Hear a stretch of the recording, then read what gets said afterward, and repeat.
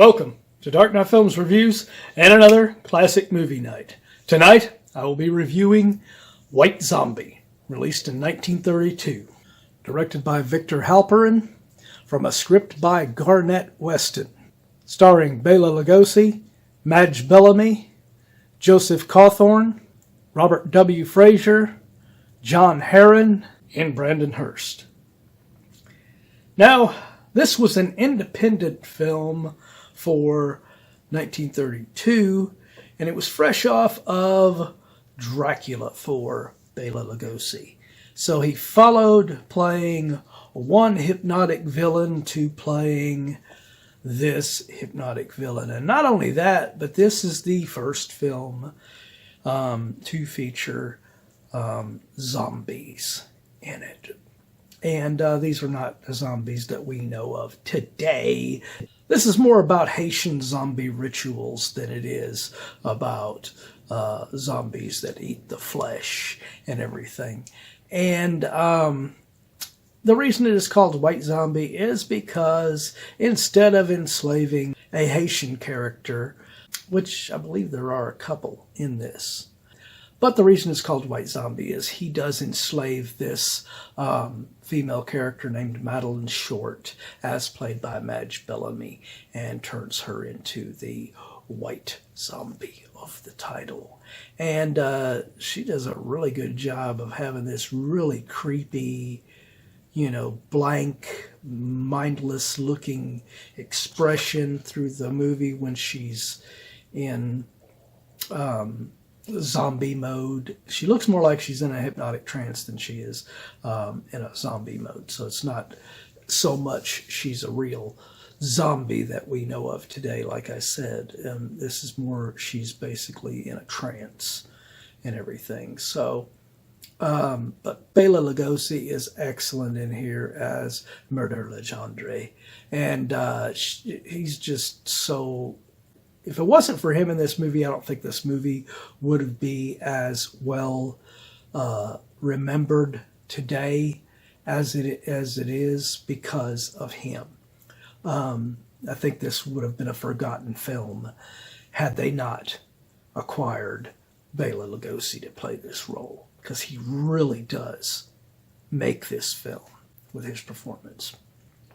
There's not much to say about the rest of the performances in this, and that's what a lot of the criticisms this film gets from today. It is praised for its visual style that Victor Halperin does as a director, which seems more similar to Val Lewton's style of filmmaking.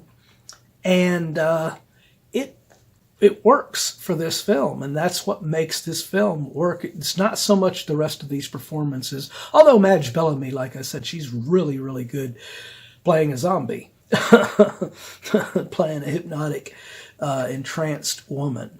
But Bela and her are pretty much the standouts in this film. The rest of the performances, nothing to write home about, but it's the direction style of Victor Halperin and those performances that really make this film the memorable film that it is today. And of course, I can't mention this film without mentioning the fact that Rob Zombie, when he formed his first band, he named that band after this film. White Zombie was born. And he stayed with White Zombie, I think, through about 3 or 4 albums before going off and becoming a solo artist as Rob Zombie. But, yep, it was this film that was the inspiration behind the... In fact, a lot of Rob Zombie's performances on stage and stuff, he will use a lot of visuals from this film on his video board that he uses and everything. So this film has really cemented itself in the mind of Rob Zombie as a person and as a filmmaker even. Surprised he hasn't tried to remake this one. I better not give him any ideas. But like I said, it is a fine film for the visual style that Victor Halperin does in this film, and of course Bela Lugosi and Madge Bellamy's performances. Not so much for everybody else in this film, but it's a sign of the times.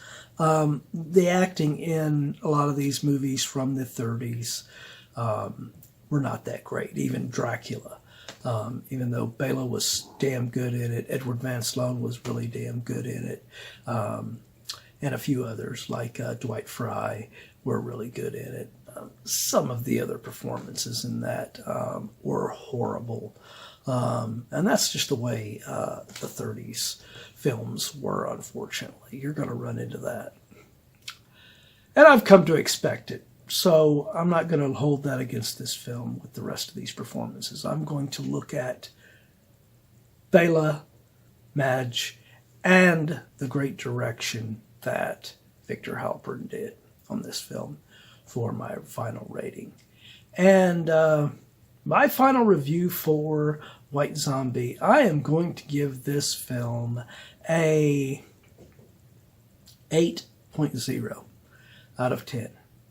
It is a very, very interesting classic film, and it has a lot of landmarks going for it. So if you have not seen it and you like the 30s films, if you get bored by some of these old films and don't like old films like this, you might as well not even give this one a shot, because you would be bored out of your mind. But if you like these kind of films and are into this kind of stuff, you will probably really enjoy this one. But have you seen this film? If you have, what did you think? Do you agree with my review? Do you disagree? Let me know in those comments down below. And as usual, if you enjoyed this video, do not forget to like, share, and subscribe. And don't forget to click that bell icon so you can be notified about future videos just like this one. And while you're by the subscribe button, click that join button and become a Dark Knight fan. As a Dark Knight Fan Plus member, you have access to an area on the channel right now where you can request a movie, TV series, or ranking video of your choosing. And when that video goes up, it will go up for all Plus members before it goes up for all other subscribers on the channel through the schedule. So if you want to get interactive and help me to get more movies on this channel that I might not normally review, become a Plus member. Well, that's the end of another Comedy and Drama Night. If you missed last week's Comedy and Drama Night, check out the link above. Or if you missed any of the videos during Comedy and Drama Night, check out this playlist and get caught up on anything you've missed.